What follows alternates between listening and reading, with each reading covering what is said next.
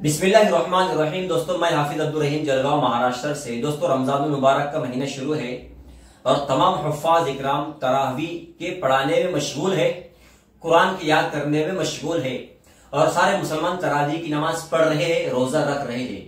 लेकिन खास तौर पे आज मैं वीडियो इसलिए बना रहा हूं कि जब रमजान मुबारक का महीना आता है तो सारे मसले मसाइल, तरावी 8 है या 10, 8 है या 20, और उसके अलावा तरावी की उजरत लेना जायज है या ना जायज, सारे मसले मसाइल जो है तो आ जाते हैं। ठीक है, कुरान की उजरत जायज नहीं है, इस पर दारुल उलूम देवबंद का बाकायदा फतवा भी है। तो आजकल इस पर बहस करते लोग बेवकूफ। जब वो उजरत लेना जायज नहीं है तो बहस का मतलब ही नहीं आया। लेकिन बहुत सारे लोग अब इसके ऊपर बहस करते हैं। मैं कहता हूं कि भाई इस पर बहस करने की जरूरत नहीं है। इमाम जो मस्जिद में हमारे इमाम है ना, तो वो साल भर 8,000 रुपए में, 7,000 रुपए में इमामत कर रहा है, सिर्फ 8,000 या 7,000 रुपए में। तो अब जब रमजान का महीना आता है तो बाकायदा तो लोगों के अंदर जोश और खरोश होता है, दीन के काम का जज्बा होता है। तो अब हमें चाहिए ट्रस्ट हजरात को, मस्जिद वाले लोगों को, कि हम रमजान मुबारक की पेमेंट इमाम साहब को ज्यादा दे। हमें क्या करना चाहिए? रमजान मुबारक की पेमेंट, तरावी की उजरत नहीं, रमजान मुबारक के महीने में हम ज्यादा हदिया तोहफा देंगे इमाम साहब को। तरावी की उजरत नहीं देंगे, इसको उजरत मत बोलो और तरावी की उजरत बोलकर पैसे जमा भी मत करो। ये मैं लोगों से कहता हूं कि भाई हमको इमाम साहब को बड़ा हदिया देना है रमजान के इस मुबारक मौके पर, तरावी की उजरत नहीं देना है। कुरान की कोई उजरत नहीं होती है और हम तुम इसकी उजरत दे भी नहीं सकते हैं। तो ये हमको करना है।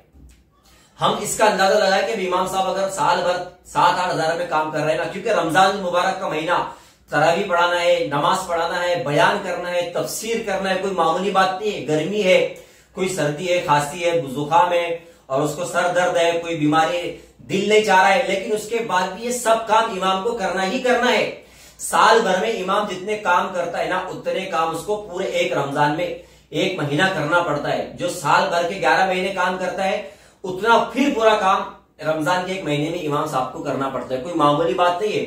आज हम रोजे रखते हैं तो तरावी पढ़ने के लिए आगे पीछे सोचते हैं कि पढ़ू या नहीं पढ़ू, कोई 8 पढ़ रहा है, कोई 10 पढ़ रहा है, मस्जिद से भाग रहे हैं।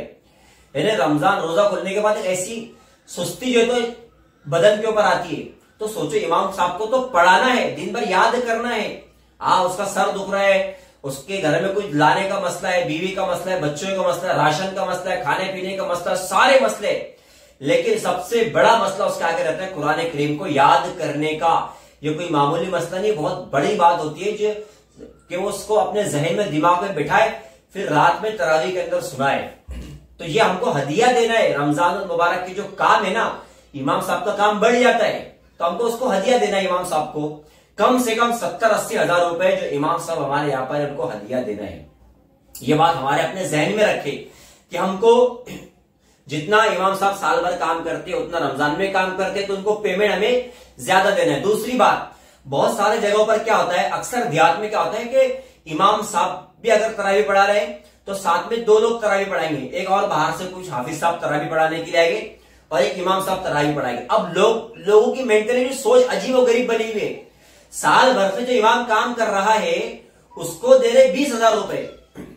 जो साल भर से इमाम काम कर रहा है उसको दे रहे 20,000 रुपए, और जो 1 महीने के लिए हाफिज साहब तरावी पढ़ाने के लिए आ रहे हैं उनको दे रहे 50,000 रुपए। ये अजीब नया फंडा लोगों ने लाया है। मुझे समझ नहीं आता कि लोगों की मेंटेलिटी कहां क्या काम करती है। इसको सोचने समझने की सलाहियत ऐसे लोगों में है कि नहीं है। कैसे लोग मस्जिद के ट्रस्ट बने हुए हैं। अरे भाई, जो इमाम साहब साल भर से तुम्हारे यहां काम कर रहे हैं, कभी तुमने उसको खाने की दावत नहीं दिए, कभी हदिया तोहफा उसको नहीं दिए, कभी उसकी बीवी बच्चे की खैरियत नहीं पूछे, कभी उसके हाल चाल नहीं पूछे, और जब रमजान का एक महीना आता है, जब लोग उसमें देने की कोशिश करते हैं तो उसमें भी तुम उसके हक को मार रहे हैं। ये कितनी बड़ी नाइंसाफी है।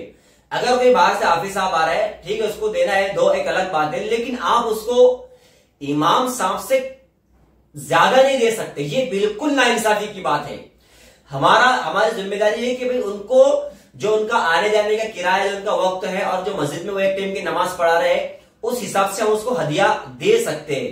लेकिन ये नाइंसाफी, अजीब और गरीब मामला, मैं जब कई देहातों के मामले ऐसे देखता हूं, सुनता हूं, तो मुझे बहुत अजीब ताज्जुब होता है कि लोगों को क्या हो गया कि वो इमाम साहब को कम दे रहे हैं, जो 1 महीने की रहा है उसको ज्यादा दे रहे हैं।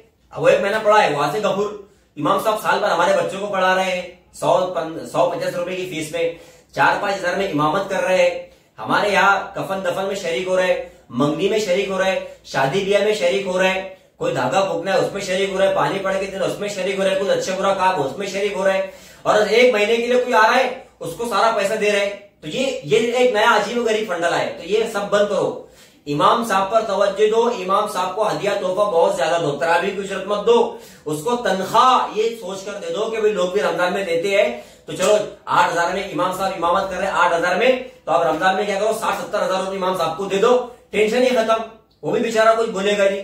अगर आप इस तरीके से नाइंसाफी वाला मामला करेंगे, जिसको बाहर से बुला रहे हैं उसको ज्यादा दे देंगे तो बेचारा परेशान हो जाएगा।